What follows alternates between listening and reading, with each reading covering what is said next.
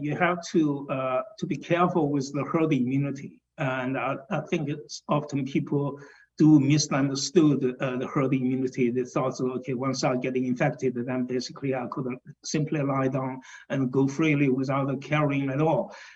This is a complete misunderstanding, because for viral infection, the virus itself is a problem, but also your own immunity also is an issue. So it's a combination. Basically determines how serious you will develop symptoms, clinical outcomes.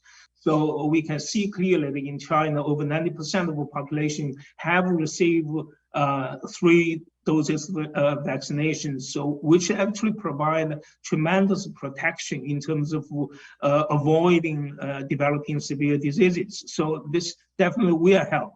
But the one thing is that once the virus is mutating very fast, that tells us that you can't totally rely on vaccines and the medicines. You do need to use your common sense and do a certain kind of protection for yourself. So this is something actually we have to carry in mind. The issue here is that if each individual provides some kind of self-protections, you could basically stretch out the peak of the infection, flatten down the curve. So that would ease the burden on the health care system. I think herd immunity has been a little bit misunderstood or a little bit exaggerated, because herd immunity depends on how infectious the disease is and also whether you can contract it again and again and again. And with many diseases, you really only get it once, or you only get it once severely.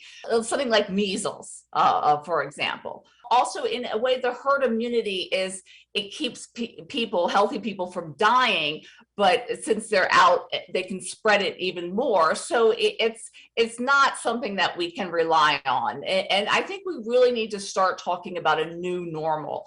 We've been saying for a while that, well, COVID is going to become like the flu, but in the next 2 or 3 years, I think we're going to be in a situation that's worse.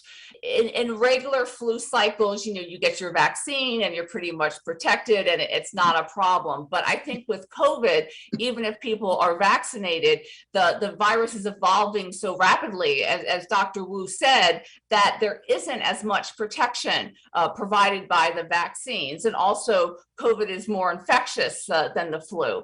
So we're not getting the type of protection that we have in the flu. So we need to behave a little bit differently. We need to protect ourselves more, and we need to protect our family members and our community more.